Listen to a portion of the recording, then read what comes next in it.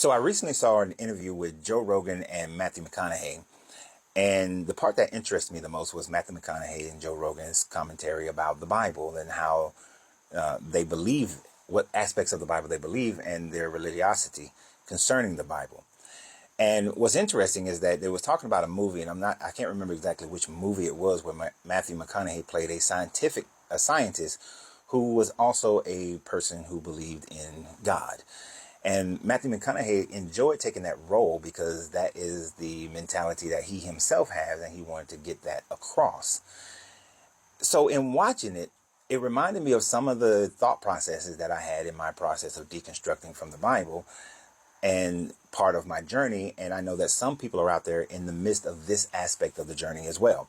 So some of the key things that they discussed was the fact that Matthew McConaughey was expressing that, and I can't play it for copyright reasons, but he was talking about how many people try to separate religion and spirituality when you cannot separate the two, because he expressed how religion means, the word religion comes from the word religare, religare means to bind again, binding people, binding you to God, binding you into this religion. Some people look at that as the negative, as far as you being bound, restrained, while others look at it, and Matthew McConaughey and Joe Rogan's viewpoint, of you coming together, of science and religion coming together as one. Because right after that, he expressed how religion has been bastardized and it's been used to manipulate people. But the fact that science, in his opinion, science is just the practical process of understanding and finding God. That through our developments of science, we find the evidence of God. But I was in that stage where I thought the exact same thing, but then I came to realize that no, science is not discovering God, but science is disproving God, because when you look at many of the things concerning this God, science and this God are opposing one another. And Matthew McConaughey hasn't quite got there yet because of some of his later statements. You can tell he's still in the process where he's turning the blind eye, or he has his own confirmation bias when it comes to it. Because he talks about how there are some great truths within the Bible, and there are some good things in the Bible that you could follow, that you should follow. Should you love your neighbor as you love yourself? Yes.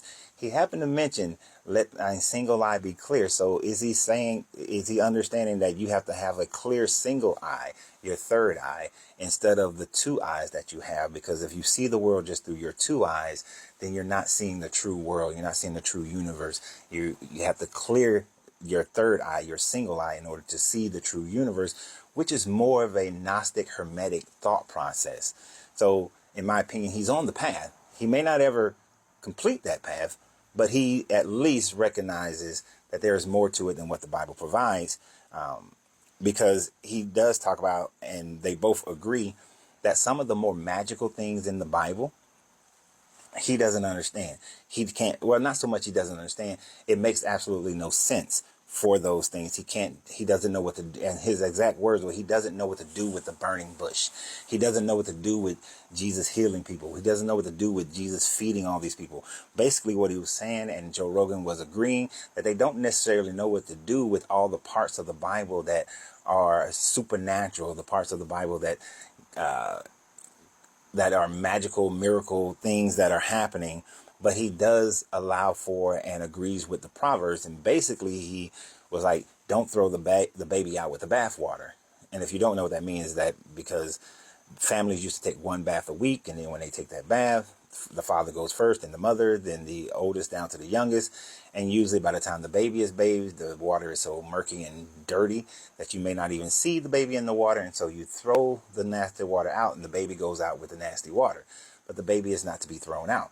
So what he's saying is that, because even though man has utilized the Bible to manipulate people and has went through many different interpretations and interpretations, that you don't throw away all the good teachings of the Bible simply because of the bad teachings. So he admits that there are bad teachings in the Bible, that some aspects of it are negative. All the genocide, he didn't mention these, so let me be clear, but the genocides, the treatment of women, the essaying of people, the stoning of people, all those things.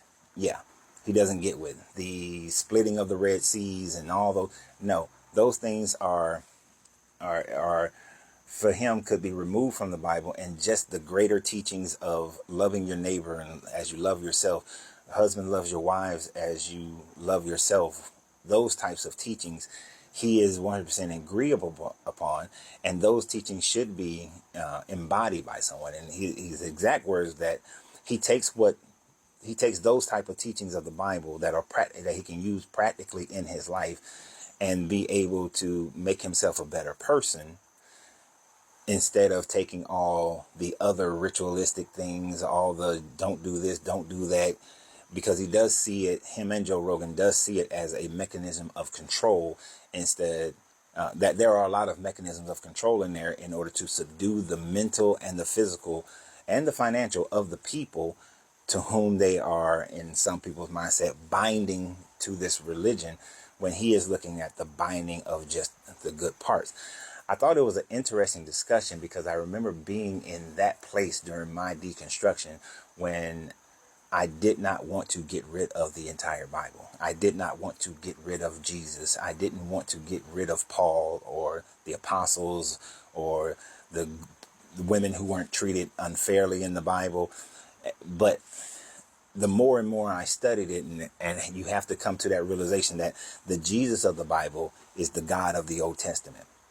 So the Jesus of the Bible was doing all the Old Testament genociding, doing all the Old Testament murdering, doing all the Old Testament essaying, doing all the Old Testament slaving.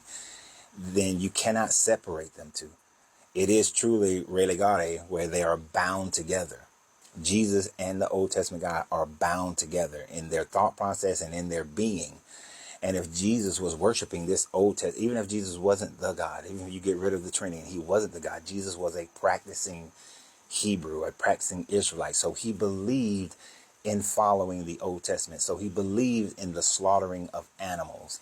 He believed in the genocide. He believed in the not mixing of the tribes. He believed in all those things of the Old Testament. He believed in the Noah story. He believed in the Moses story. He believed in the Abraham story and all these other stories, this Garden of Eden story, the Adam and Eve story.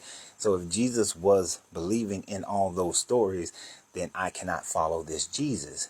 I'll take some of his teachings that I can find in Buddhism, teachings I can find in Taoism, teachings I can find in Hermetics, teachings I can find in Stoic philosophy, in the writings of Nietzsche. I can find these in the Hopi Indian teachings. I can find these in the teachings of Ifa. I can find these teachings everywhere. Everywhere. So why do I need to stay with Jesus? Was what I finally came to realize, that I don't need to stay with that. I can take this book and cast it aside and throw away the entire book, because everything this book has that is good is tainted by all the bad, by all the negativity. It is, as I give an example quite often, it is the rat poison. It may have cookie on the outside, but the inside is poison. The inside, it will kill you. Yes, you're nim nim nim all around the outside. It tastes good. It's great. Love your neighbor as you love yourselves. Treat your wives like you would treat yourself. Don't steal. Don't kill. Don't commit adultery. All these great things. But inevitably, you will eat the poison. Inevitably, you will be consumed by the poison. Inevitably, you will die. And when you die, you will truly die spiritually, because you will die mentally and you will die physically.